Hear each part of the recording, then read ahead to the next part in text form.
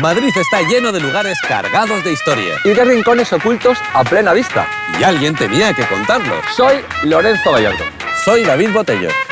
Y esto es El Punto sobre la Historia.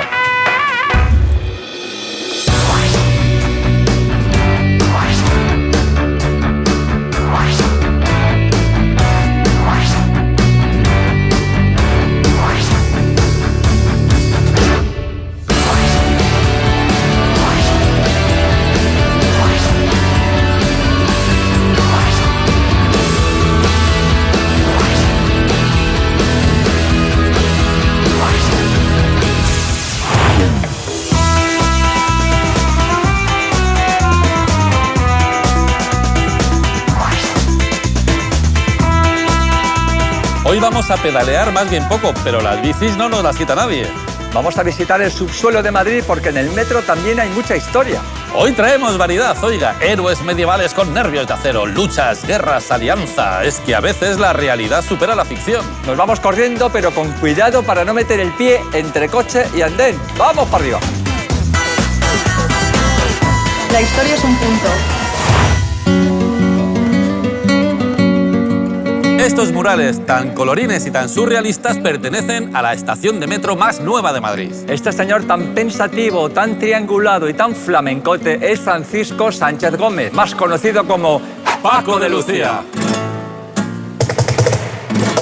Nació en Algeciras en tiempos de la posguerra. Su madre era una portuguesa que se llamaba Lucía. Dicen que era una jachonda que cantaba por Manolo Escobar y que le encantaban los chistes verdes. Por ella, su hijo fue Paco de Lucía. Su padre era guitarrista, se llamaba Antonio Sánchez y se empeñó en que sus hijos se dedicaran a la música. Eran tiempos duros y la familia no andaba muy sobrada, así que Antonio dijo: ya que no podemos darle estudio, voy a enseñarle lo que sé, que es tocar la guitarra. Arza maestro que quitar sentido. Dicen que Antonio era un hombre muy serio y muy estricto, que tenía a Paco ahí todo el día riquitaun, quitaun con la guitarra. Y a lo tonto, Paco se convirtió en uno de los mayores genios de la historia de la música. A Paco le debemos que el flamenco se conozca por todo el mundo. También le debemos el cajón flamenco, que antes de ser flamenco era cajón peruano. En el flamenco el ritmo siempre se había marcado con las palmas, pero como decía Paco, los brazos tocando las palmas te los revientas. También se acompañaba con el taconeo de los bailadores, pero no siempre puedes llevarte a casa un bailador para que te acompañe. Pues bien, un buen día Paco estaba de gira por Perú cuando en un recital vio a un tipo tocando el cajón y dijo: esto es lo que le hace falta al flamenco. Así que cogió la guitarra y se puso a tocar con él. Aquel cajón era medio palma, medio taconeo, y te lo podías llevar a cualquier parte. Cuando terminó la fiesta le preguntó al tipo: maestro, ¿cuánto pides por el cajón? Pues dame 12.000 pesetas y arreglado. Y se vino para Madrid con unos cuantos duros menos, un instrumento más y una revolución. A los 6 meses de traérselo, no había un flamenco que no tuviera su cajoncito. Paco decía en broma que si hubiera patentado el cajón habría ganado más dinero que en 2 vidas tocando la guitarra. Va por ti, maestro, y perdónanos.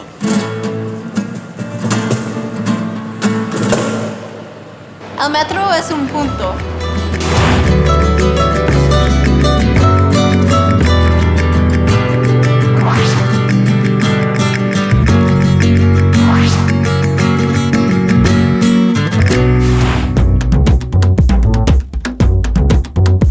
Yo os he citado aquí para hablaros del Duque de Pastrana, un personaje histórico súper interesante, pero que puede que mucha gente no conozca quién es. El Duque de Pastrana en realidad se llamaba Ruy Gómez de Silva y era el marido de Ana de Mendoza. ¿Os suena?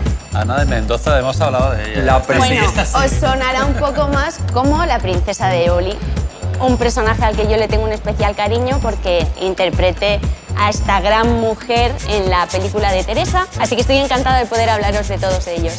Ruy Gómez era portugués, de una familia noble y menino de Isabel, que era la esposa de Carlos V, con la que se vino a vivir a Castilla. Cuando nace Felipe II, Ruy se convierte en el paje de este y enseguida pues entablan una buena amistad y se convierten en compañeros de juego. Cuando se hicieron mayores, nombraron hombre de cámara de Felipe a Ruy y se convirtió en el hombre de confianza de la corte. Estaba todo más o menos quietecito, solo faltaba encontrarle a la esposa ideal y la elegida fue una dama de la nobleza castellana, Ana de Mendoza. había un pequeño inconveniente y era que Ana era muy chiquitita, tenía todavía 12 añitos y Rui ya tenía 37. Pero bueno, eso a la época tampoco importaba demasiado y los casaron de todas formas. Lo que hicieron fue que Ana se quedó en casa de sus padres hasta que se hizo mayor y cuando se había convertido en toda una mujer, por fin consumaron el matrimonio y tuvieron nada más y nada menos que 10 hijos. Cuando Felipe se convierte en rey, empiezan a darle títulos y cargos a Rui. Uno de ellos fue el de príncipe de Éboli, que fue el título con la más alta dignidad nobiliaria que se sacó Felipe para tener a su amigo cerca siempre. Rui se convirtió en uno de los hombres más poderosos de la corte, que en aquel entonces era la corte más poderosa del mundo. Le llamaban Rey Gómez y monstruo de la fortuna.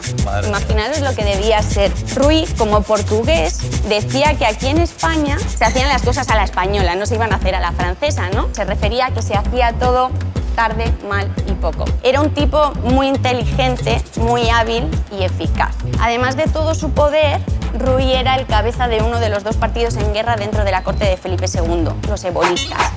Y sus enemigos eran los albistas, dirigidos por el duque de Alba. Ebolistas y albistas no tenían las mismas ideas políticas y continuamente estaban en guerra dialéctica, claro. Pero se dice que Felipe II pues, era un poquito más del bando ebolista. Bueno, un día Rui decide vender las tierras italianas de Éboli para comprar unas villas en Castilla. Entre ellas estaba la de Pastrana, una localidad de Guadalajara. ¿Podéis adivinar lo que pasó? Que Felipe II lo nombra duque de Pastrana. Claro. Que, por cierto, existe todavía el palacio donde la princesa de Éboli pasó sus últimos días encerrada. Al morir Rui, el partido ebolista queda en manos de Antonio Pérez, que era el secretario del rey y futuro amante de la princesa de Éboli. Es que todo quedaba en familia. Aunque creo que esta historia la habéis contado antes, ¿verdad? Esto lo hemos contado, pero lo de que eran amantes no está tan claro, ¿eh? Yo estoy segura de que sí, ¿eh? Si queréis saber más sobre esta historia, investigad. El punto sobre la historia.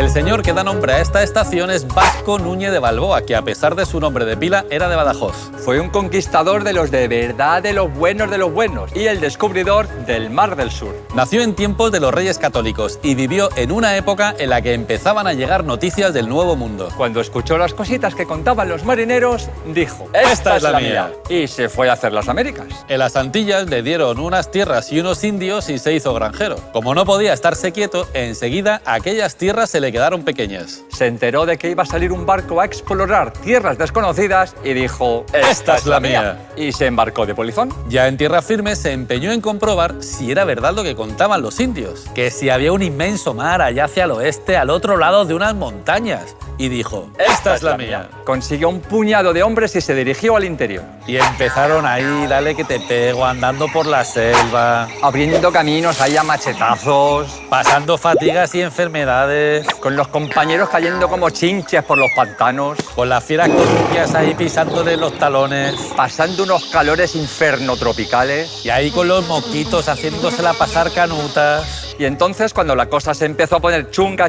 de verdad, llegaron a lo alto de una montaña. Desde allí arriba comprobaron que los indios decían la verdad. Allí bajo sus pies encontraron una inmensa masa azul. Era la primera vez que un europeo veía el Océano Pacífico. 4 días más tarde, Balboa se bañó en la playa más cercana con la bandera castellana en una mano y un estandarte de la Virgen en la otra. Y tomó posesión de aquellas aguas en nombre del Reino de Castilla. Cuando pensaba que su descubrimiento le haría rico y famoso, empezó a tener problemas con el politiquillo de turno, el gobernador Pedrarías Dávila. Le acusaron de traición, le detuvieron by the face, le hicieron un simulacro de juicio sumarísimo y le cortaron la cabeza en menos que canta un gallo. España, amigos, es una gran nación, pero siempre acabamos ejecutando a nuestros héroes. La bicicleta en el metro es un punto.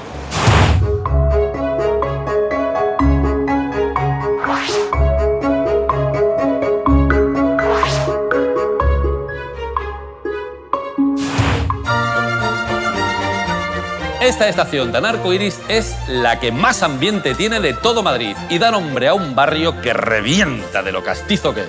Chueca, uno de los mejores compositores de zarzuela, nacido, criado y triunfado en Madrid. Todo en su vida es madrileño. Nació en el Palacio de los Lujanes, pero no es que fuera de rancio abolengo, no. Es que su padre era el conserje del palacio. Pasó su vida viviendo en Madrid a tope, descubriendo Madrid y escribiendo sobre Madrid. Ahora tiene una estación en pleno centro, solo le falta un bocata calamares con su nombre. Su primera gran obra la escribió en la cárcel del Saladero. Había estado participando en unas broncas estudiantiles contra el gobierno y acabó malamente. Para no aburrirse en su celda, pintó un pianito en la mesa y así compuso Lamentos de un preso. Cuando salió de la cárcel, dejó los estudios, se ganó la vida tocando de bar en bar y se fue a conocer al maestro Barbieri. Entre las cosas tan buenas que había compuesto, lo majete que era y la ilusión que tenía, por supuesto, Barbieri le echó una mano. Y así empezó una carrera llena de éxitos.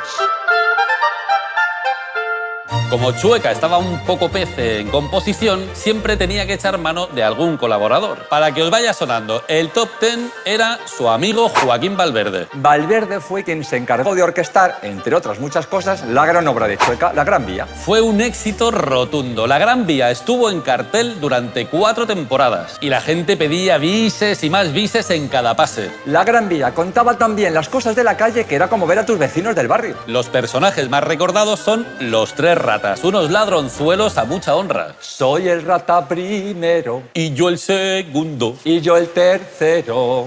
Nuestra fe de bautismo La tiene el cura. del Saladero. Ya os hemos contado que Chueca conocía desde dentro la cárcel del Saladero. Y ahora una anécdota. Un buen día iba Chueca tan tranquilo en el tranvía cuando le robaron la cartera. A la prensa le pareció muy chistoso que al creador de los ratas le robaran la cartera. Y claro, publicaron la noticia. Un par de días más tarde llegó a casa de Chueca un paquete. Dentro estaba la cartera completa, con los billetes que tenía, 5 duros de compensación y una nota de disculpa. La carta la firmaban el rata primero, el rata segundo y el rata tercero. El otro día me robaron la cartera y no podría seguir el ejemplo de estos 3 ratas y devolvérmela. Se no es mucho pedir. Chueca es un punto.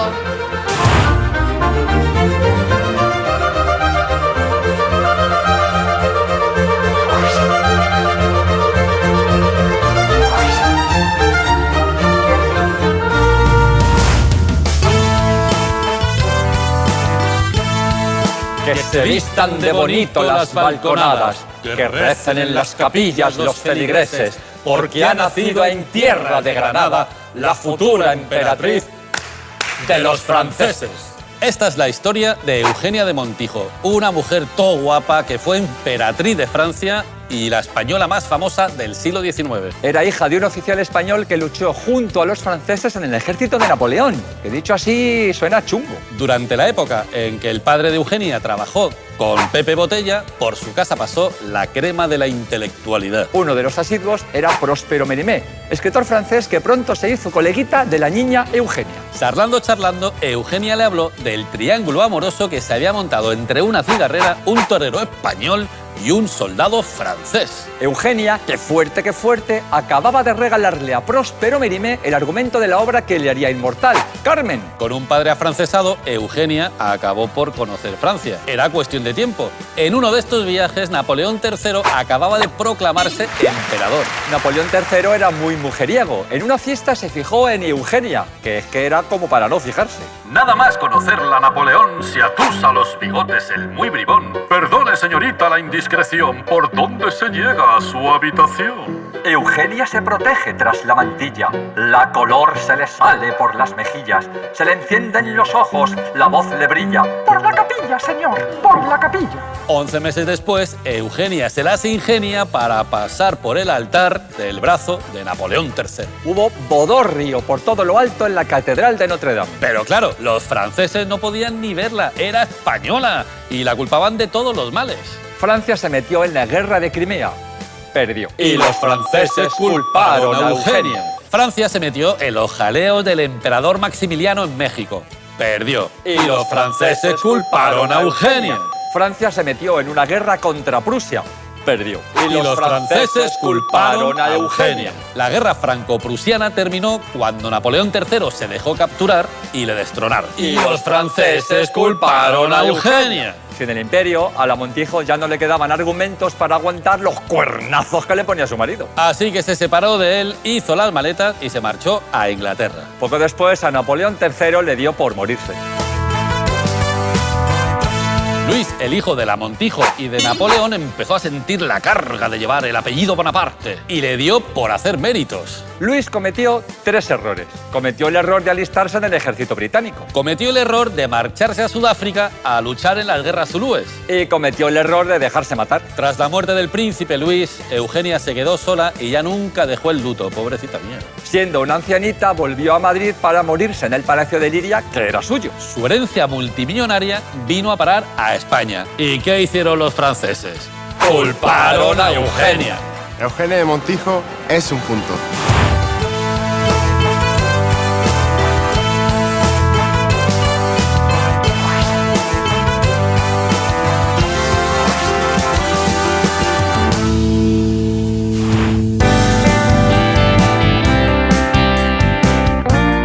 Esta es la estación que lleva el nombre del militar y noble don Alonso Pérez de Guzmán, más conocido como Guzmán el Bueno. Guzmán el Bueno fue el tipo que defendió Tarifa en tiempos de Sancho IV allá por la Edad Media. Sancho IV es el tipo que tiene 2 estatuas en el Retiro. Pues bien, se llevaba fatal con su hermano, el infante don Juan. Pero no mal en plan pataditas por debajo de la mesa en la cena de Navidad, no. Era más bien mal en plan de voy a liarme con tus enemigos los musulmanes y te voy a crujir. Sancho IV se entera de lo que está haciendo su hermano y llama a Guzmán, que ya tiene fama de bueno, para que le eche una mano con este asunto familiar, y le manda a Tarifa. Don Juan y sus amigotes musulmanes se plantan en Tarifa, así, sin avisar ni nada, y dicen, Guzmán el bueno, ríndete. Guzmán, claro, no tiene la menor intención de entregar Tarifa a sus enemigos, así que les dice que tururú. Ante tamaña desconsideración, don Juan saca un as de la manga, tiene preso al hijo de Guzmán, y se pone, Guzmán el bueno, si no te rindes, degüello a tu hijo aquí mismo.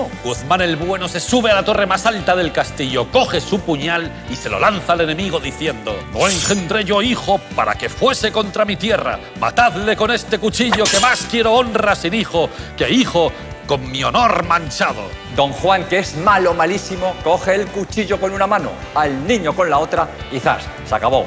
Pim pum. Sancho IV se enteró de la gloriosa hazaña de Guzmán, que sacrificó la vida de su hijo por defender Tarifa, y le llenó de tierras, de títulos y de honores. A lo tonto, Guzmán el Bueno fundó la Casa de Medina Sidonia, el ducado hereditario más antiguo de España. Y nosotros con estos pelos. El punto sobre la historia.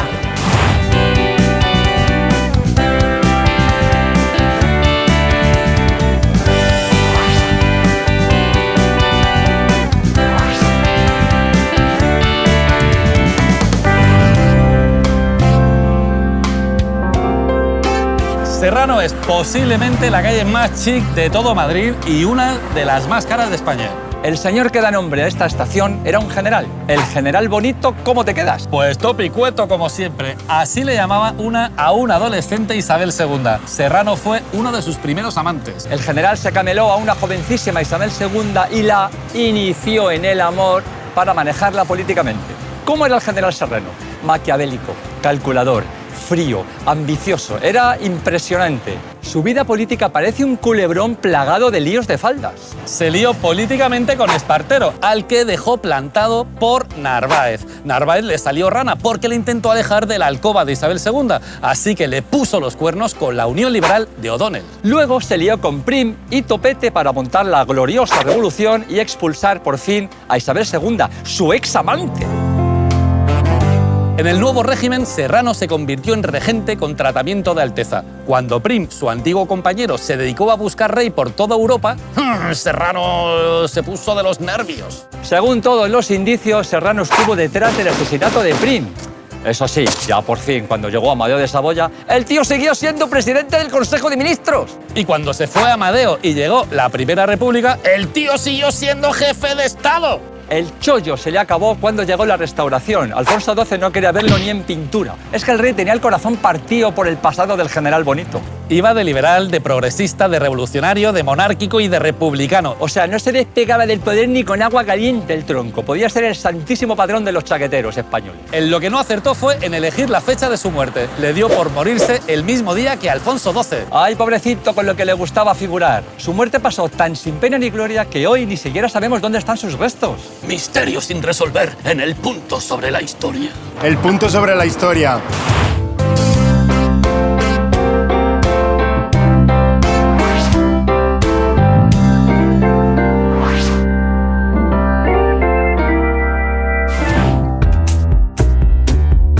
Nos encontramos en la estación de Lista de la línea 4, donde el 10 de enero de 1938 se produce uno de los hechos más desconocidos que ocurrieron durante nuestra guerra civil.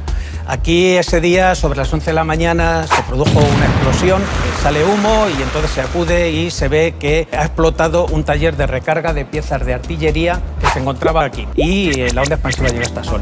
Debido a la censura de la época, el gobierno republicano de Madrid, al frente del cual está Largo Caballero, no sabemos si realmente lo que se produjo aquí fue un accidente o fue un sabotaje de la quinta columna. Otra cuestión bastante escabrosa es el número de personas que murieron en aquel momento.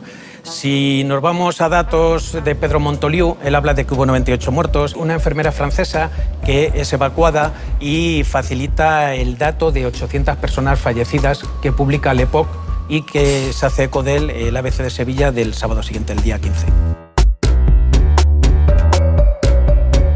¿Por qué la cifra de muertos puede estar más cerca de esos 800 de los que hablamos que de los 100 que se publican o algo menos que se publican por ahí o que aparecen en otros documentos? Pues mirad, aquí trabajaban unas 200 mujeres. Estaba la cola del pan arriba en la panadería que la cogió de lleno. Estaban circulando trenes por la línea 2, había uno por Banco de España y otro por Príncipe de Vergara. Y la onda expansiva llegó hasta la Estación de Sol. Está documentado que alguna persona cayó al suelo en la de Sevilla.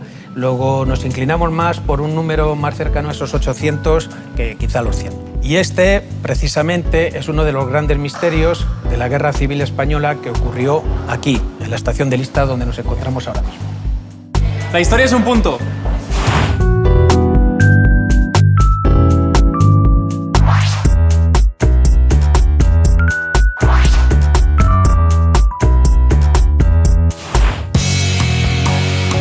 Esta estación lleva el nombre del insigne militar español don Diego de León y Navarrete, acérrimo defensor de la regencia de María Cristina, la madre de Isabel II. Durante las guerras carlistas participó en un montón de batallas y en todas se llevó la victoria. Era valiente, valiente, siempre marchaba al frente de sus tropas y siempre cargaba allí donde había más enemigos. En una ocasión, con solo 72 jinetes, venció a 14 batallones con 500 caballos. Bueno, ya sabéis que nuestro siglo XIX es un follón y ya que estamos en el metro vamos a utilizar nuestra pizarra como si fuera un plano de metro. Pablo, te vamos a contar quién era Diego de León. Isabel II tiene 3 añitos cuando a su padre, Fernando VII, le da por morirse. Pero como es una niña, aparece María Cristina, su madre, y se queda como regente. Próxima estación, Isabel II, correspondencia con María Cristina, regente. María Cristina consigue poner de acuerdo a todo el mundo. Es tan manta que todo el mundo quiere que la echen. Y la echan.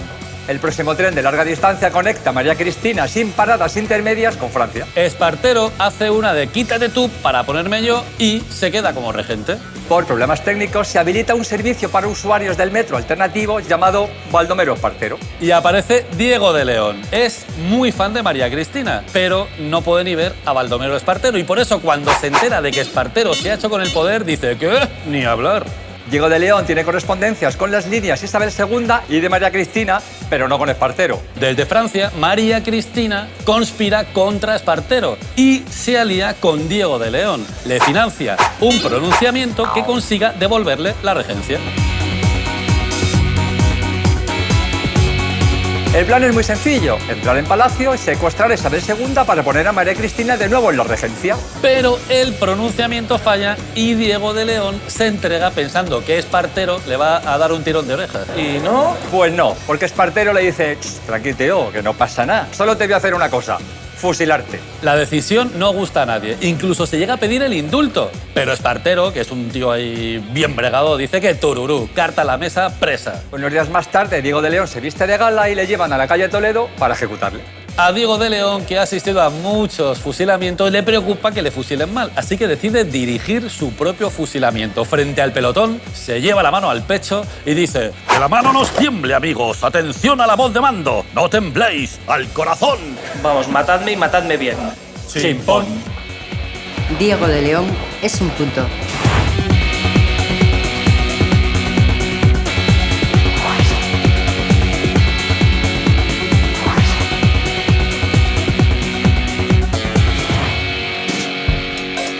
Os he citado aquí, en esta estación de Alfonso XIII, porque quería contaros, Alfonso XIII, no sé si sabéis, que fue el que inauguró el metro de Madrid, 17 de octubre de 1919. Inauguraba la primera línea de metro, la línea 1, que unía entonces 4 caminos con la Puerta del Sol. Os voy a contar un poco la historia, vamos a ver. Primero, algo curioso, que él tenía un apodo, el africano. El africano. Porque dio comienzo a la guerra de Marruecos. Creo que también el piernecillas. Tenía unas piernecillas muy cortitas. Él nació ya rey en la tripa de su madre, porque cuando su padre, Alfonso XII, estaba agonizando en la cama, bueno, pues le dijeron que iba a ser padre, que iba a tener un niño. Y él dijo, no le pongas, María Cristina, el nombre de Alfonso, porque si no, va a ser Alfonso XIII. Y le va a acompañar la mala suerte toda su vida. A los 3 años casi muere por la gripe. Recuerdo que sufrió a lo largo de su vida hasta 6 atentados. Tuvo 2 hijos hemofílicos, uno sordomudo. Bueno, y luego con la proclamación de la República se tuvo que ir de España.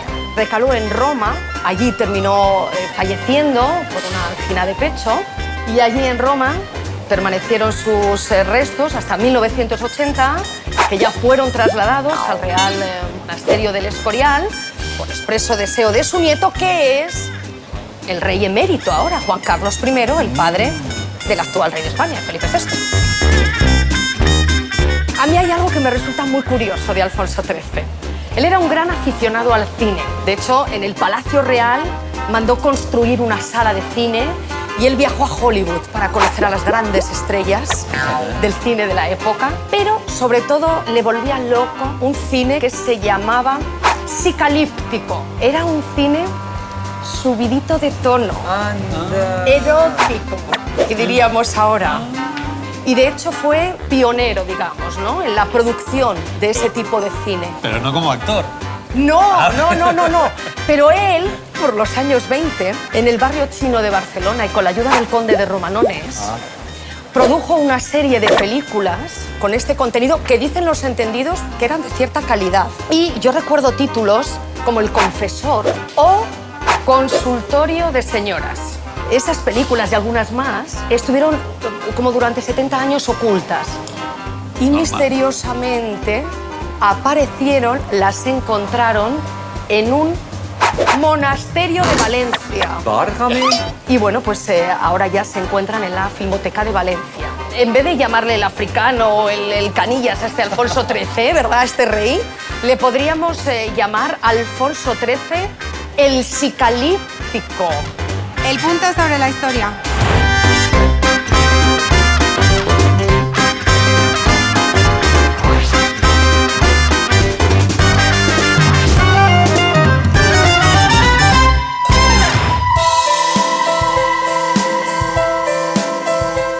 La estación de Arturo Soria nos recuerda al famoso urbanista de finales del 19 y de principios del 20. Arturo Soria ha pasado a la historia como inventor. ¿Vosotros sabéis Ciudad Lineal? Eso se lo inventó él.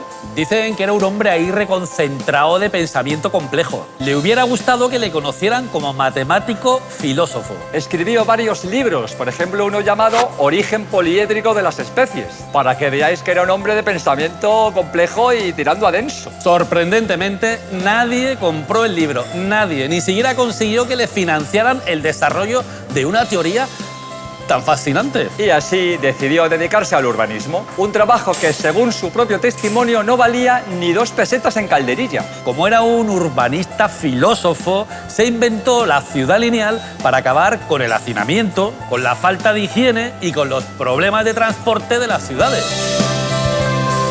Su ciudad ideal se basaba en la línea recta con las vías del tranvía como eje central y las casas y los locales a ambos lados. También pensó en un tren que circulaba por unos túneles bajo tierra. Estaba inventando el metro muchos años antes de que se inventase el de verdad. De esta manera se podían ir uniendo ciudades indefinidamente. Decía que así se podría ir desde Cádiz hasta San Petersburgo. Como además de ser un tío denso de pensamiento complejo, era un hombre de acción, pasó de la teoría a los hechos y se montó la ciudad lineal. Y como el tío estaba en todo, pensó que haría falta transportes para llegar y para moverse por allí. Y va el tío y se crea su propia compañía de tranvías. Además, se montó por todo el barrio la primera red de telefonía. Y no hacía ni un año que se había inventado el teléfono, todo así de racional y de intenso. Anda, que si viera ahora la maraña de calles que hay por esa zona, le da un patatús. Pero esto, punteras y punteros, no da para más. Hala, para que veáis que tenemos un nivel intelectual denso y poliédrico de programa que quitarse el tío. Os esperamos en la próxima ruta del punto sobre la historia, aquí en Telemadrid. El metro mola, pero la historia es un punto. ¿A dónde vas? ¿Dónde deseas